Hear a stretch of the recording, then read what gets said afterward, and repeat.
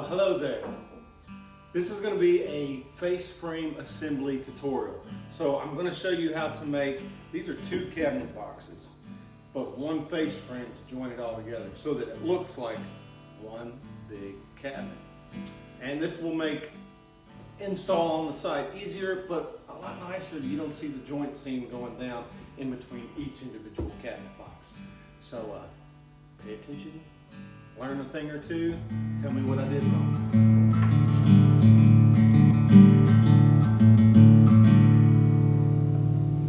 So the video did say multiple cabinets in one face frame, so let's put them together.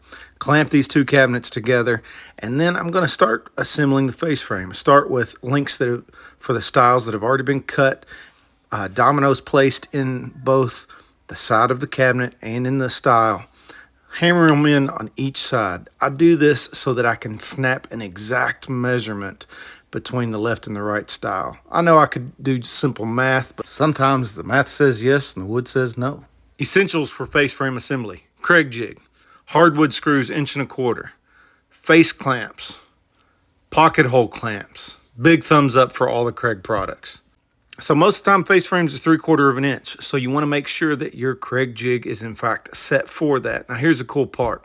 The drill bit has a stop collar with a little peephole on it, and you can see exactly for the drill bit stop, 3/4 inch.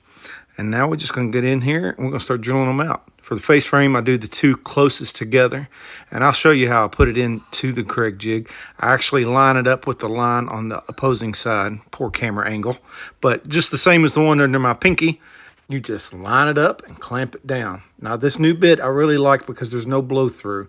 Usually the holes come through just a little bit on the ends, and that gives a little blow through on the wood, but this leaves it nice and flush. About a 1/16 inch proud of coming all the way through. That makes this glue joint very easy, and it doesn't rock. You can line it up real nicely. Bring in your pocket clamp or pocket hole clamp. Now this clamp is cool because you can get two different points of tension. You get it tight enough to where you can still move it and get it flush, and then you get one more point of tension where you clamp it down just like it locked in just now. Face frame clamp just so that everything is good and flush. And then now you time to put in your screws. You got to take your time here. Don't let it fly, because you will crack that style if you go too fast and crank it too hard. Then you pop your clamp off. Do the same thing. Take your time. This one is the one that wants to crack more than any other. Luckily for me, it did not. And just to show you how efficient and how good this product is, I'm not turning the camera off at all. I'm going to sit here and wipe the glue off. I'm going to roll it around. It's going to be an awkward angle. Oh, you're seeing my leg. It's off screen. And then, but look. Never left the screen, and look how clean that joint is. Needs to be sanded, get some of that glue off, but good and flush joint. Love it.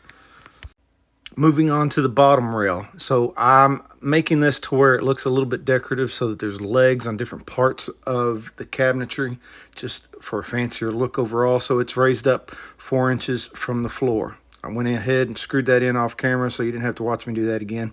Now, I've just got the rectangle, and I hammer it back in place so that I can get exact markings for where I want to put my next style. And I will just mark off on both sides. I've built these cabinets using 3/4 inch material. The face frames are all 1.5 inches. So I know that when I make my mark, I've got these two cabinets lined up together. 3/4 equals 1.5 inches, makes up for my face frame. So it's good, thick, bulky, and flush. Come back, make my measurement at 29 inches. I make that cut off camera, and I just come back, line it up, come back with my pocket clamps. Clamp her in, so you can see where I get a little bit of tension, then I get locking tension. And then you come back with the face frame clamp again, clamp her down, start screwing them in. You don't have to worry about splitting when you're not on the edge of the face frame nearly as much, so you can move a little faster, be a little bit more aggressive with your impact. You don't have to take your time quite as much as you do on the edges. Now for this is where the face frame is lining up underneath the top drawer. I just make my measurement. I come over here to my fancy Festool chop saw, cut it to length, Come back, and for this I have done a bunch of these. The top drawer is always the same distance, so I've got me some 5¼ inch spacers. Just lock them in, and then I throw in a third clamp. I clamp them down to the template so that it stays, it doesn't walk, doesn't move, it remains square. I don't have to try to just get good alignment on a pencil line. It's just clamped to the template, stays in place. And then we come back with face frame clamp and pocket clamp. Again, because it's not on the ends, don't have to worry about the screw splitting the wood. It's just going to go in real nice, real easy, real tight. You know, making a cabinet assembly video isn't the most exciting content. You know, it's rinse, wash, repeat. But you've got to be efficient. You've got to be consistent. Your measurements have to be correct.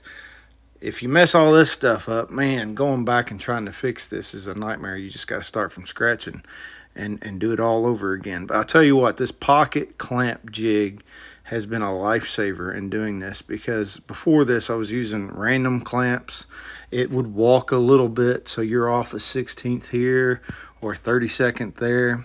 These two clamps made all the difference in this being a good, efficient process.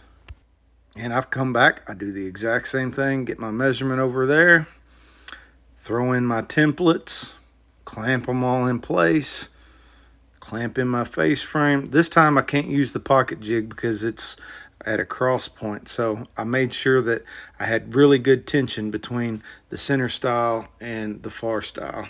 There's enough pressure there that clamping pressure left to right is not super important. As long as I had the clamp against my template and the clamp against the face frame, we're good to go. Now the face frame is all put together, folks. Just getting rid of all these clamps, pick her up, walk her over, hammer her in place, make sure that everything is in perfect alignment. Now clearly this isn't permanently attached. I will be using the Lamello Zeta P4 system, and I'll show you that in another video. Alright, and that is how you make a single face frame for 2 or more cabinets. As you can see, this is not just a tutorial. This is an active kitchen build that I'm doing. And there'll be more videos along the way showing you how I do different things, and probably including the install and final kitchen product. So if you don't mind, give me a little click subscribe, a like, a kind comment if you will. Trolls, you're welcome as well. That's always fun. And just keep watching. Thank you.